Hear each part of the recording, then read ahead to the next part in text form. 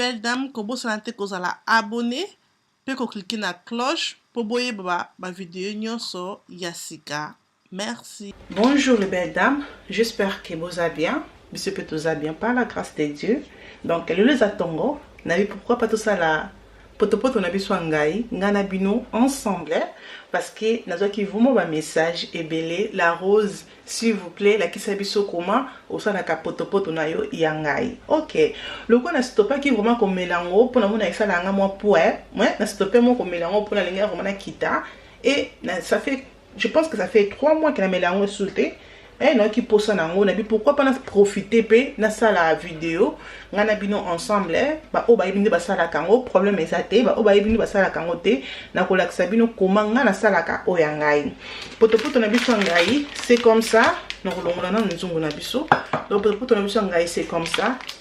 ba tia kango na frigo ce que somba ngo ba somba kango ezalaka na frigo na somba kango na shop o ezali ya ba Ghanais ou bien ba Nigeria ba India pe ba kuma côté kango parce que on ba India bandibu bazona ba biloko partout donc ko zo na magaza bandibu mais nga vraiment bisika na sombela kango mingi na shop o ezali shop ba Ghanais ou bien Nigeria nde kuno ke kozongo na frigo na bango kombo nango kombo moni c'est ça là c'est comme ça pe il faut osala sûr que tant ozo somba poto no ngai osala sûr que date nango ezali date moko ya longtemps date moko ya bien parce que ce que tali date te même si zo espérer na 2 semaines bien 2 jours yo okobomba ngo na comme kolia bloc ko beliso libumu c'est vraiment important il faut toujours que la date na yo tant ozo somba quand même date ezali date ya longtemps nde bozomona oyanga tout ça na septembre et date nango eza na novembre le 22 nde bomoni wana donc c'est comme ça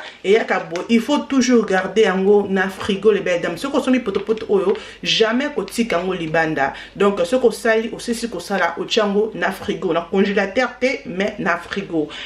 ceux qui m'ont no olingango ils a vraiment bien même bana même mikolo bakoki kolia nga Kilian alingango te abengango disgusting parce que za kangai mais Kiara alinga kango Kiara vraiment alia kango très bien nga pe na linga kango salingango te donc ça dépend mutu na mutaza na bagune na munoko oya linga kate mais ce que za na bébé oya kolingango eza pe bien pour na bébé koki ko bakisa miliki ce que za pour na bébé mais oya ngai na linga ko salango sans milk donc beaucoup monde ndeko zo salanga na bino ensemble parce que ça peut tanga na mona sona tiango miliki non si lisango loko mo guana ngai donc c'est ça que ngako sala na mai pour na garder toujours ngai nango makasi donc c'est comme ça on a nazo na comment na sala kango na kokata chasser nanga non katango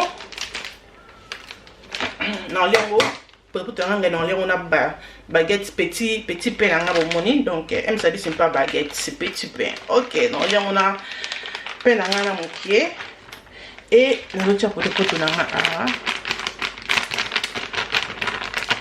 donc on ça les belete parce que ezimba kana moto les belles dames na ça la mokie pour ezaka pour nanga moko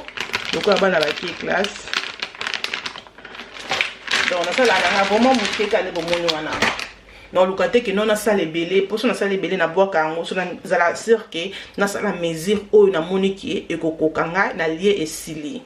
donc il faut toujours que ça na passoire parce que bon on ne peut pas na biso ezali eza bambuma donc eza ekangama ndeza boko chongo ba mona moto te po ekobima bambuma yango to chongo na passoire eko aider biso to yungula ngo après nde to kosala o ekolanda voilà.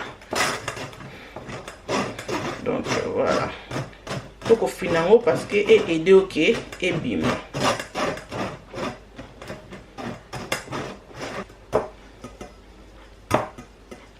Et voilà les belles dames tant yungo liango et comme abiso comme ça bon moni salité o ebimi donc o eza lokola ba graine donc ça vraiment lokola ba misisa moko etikali wana OK jamais ko tchango na kati o etikali oyo tokobwaka.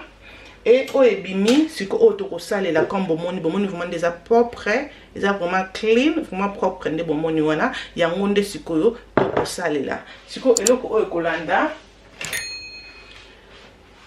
tant ozo sala la poto na yo il faut ozala sûr que o tie mai ya malili kosala yango jamais na mai ya moto ozuma ya moto otie ekobimisa mbuma na beti sete donc ozo sala yango mbala moko otie mai na awa mbala moko ya malili koluka te ke otia mai ezali mai ya moto soko otie mai ya moto ekobimisa yango mbuma ekosala yango kitoko te okosepela nango te donc potopoto o makasi nango zake soki ebimi mbuma okolinga yango te soki ebimi mbuma te les belles dames okolia yango bien pe okosepela wana nazokende siko okotia mai. Donc ocha mai na quantité ya potopoto oyo moko ozomona donc voilà potopoto nanga c'est comme ça siko eloko zolanda tozokende komatsango na moto donc ozomatsango na moto les belles dames siko ebiki oza occupé silisa na biloko oza nango posa ko tchano popoto no na moto te donc silisa ba biloko no fo sala parce que si otchango na moto il faut telemaka wana ozobalusa soko tchango na moto obike oki ata 2 minutes mo ke otala bébé ozonga potopoto bébé et koma ngai soko moni ke ozana moi occupé na bébé ozoccupé na osala eloko na téléphone luka ke otika potopoto no bona se et ton moni que comme ce libre nde otchango na moto il faut ça toujours wana pona ko balusa ngo comme ça wana to kinge na moto.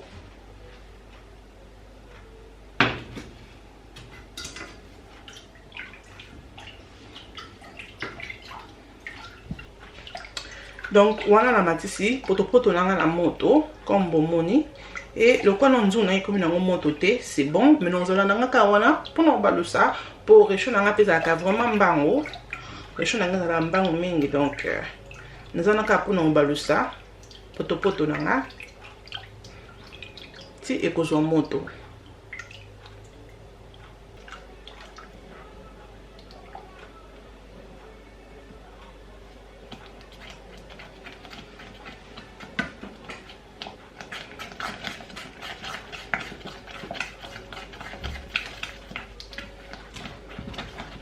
Donc voilà, bon mon vraiment ndenge ekangami les belles dames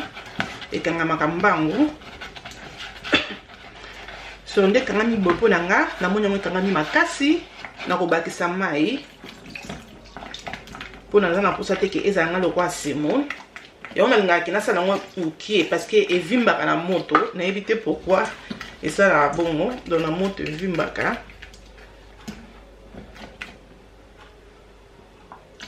Na moto comme belé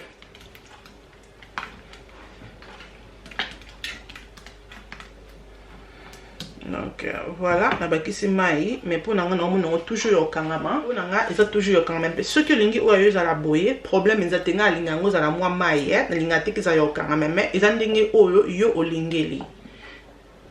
on va que encore mai ndambu.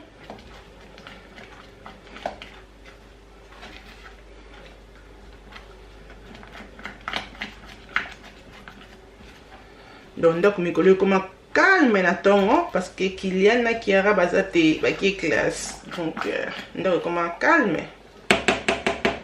bomoni oyanga ndina lingi ezala comme ça ngana linga te ke za yokanga mama kasi donc comme ça pour nanga c'est bon bomoni ebimi vraiment sambuma po tozaki wana pona olandela ngo so totika ki yango onko mona ki esali mbuma siko loko to sala totika potopoto na biso il faut etoka pona ebela il faut pas que olongo lonka mbala moko bo non il faut siko tika vraiment etoki vraiment et après oyoko tia sucre na yo tia miel na yo et olie na nini na baguette na yo na mikate na surtout pe na mikata moto zaka vraiment bien na mikate na yo zaka ndenge yo moko olingeli donc on a commencé à tout à l'heure ton potopoto na biso eko bela.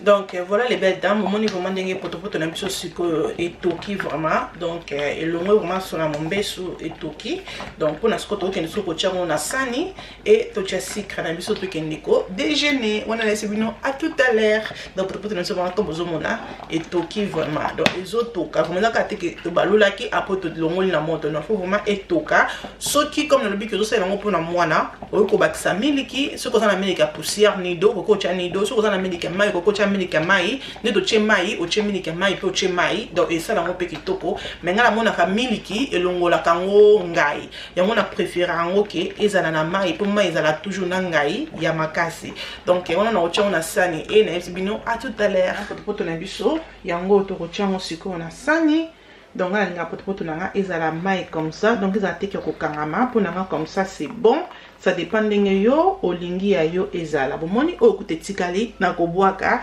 donc pona nga bube ekoki pona olia mopenga moko yana ni ami ko sala ngo muki na mezi ozaki ekokoka nga pona moto vimba ka toujours na ebité pona nini. OK voilà après wana na kotia sucre to kotia sucre na biso voilà. C'est vraiment nice les belles dames. So yango bonjour. Oh là le moi pongi. C'est vraiment nice. Voilà donc sucre na coquille c'est bon pour nanga. Donc voilà les belles dames poto na biso ngoyo pour nanga poto nanga esili. J'espère que poto oyo et ba exceli bino un plus bo apprendre un plus na katia recette na biso auto salinga na bino lelo donc c'est comme ça que nga sala ka poto na nga ngai mekango soko nga poto ngai okozala vraiment décidé donc pour nga bono liango na baguette na comme moni non petit pain na koloba donc na longola net pourquoi na longola misuni na kati ya petit pain na tika ngo comme ça je sais pas pourquoi donc pour nga comme ça déjeuner na boye ici ya mina pour ça saucisse té salami té dans pour ça na ngote kaka boye pour nga c'est bon. Donc merci beaucoup na bino nyes bozaki on a pona kota la vidéo oyo ko bosa na tseki vidéo oyo et c'est pelisi pour ta biso ngai zala abonné na la rocho et ko sala nga bien makasi aimer vidéo partager vidéo et ko sala nga bien makasi. Merci beaucoup nzambe azala na biso nzambe abomba biso na tokutana no mukolo mususu tinate et kominatina bye.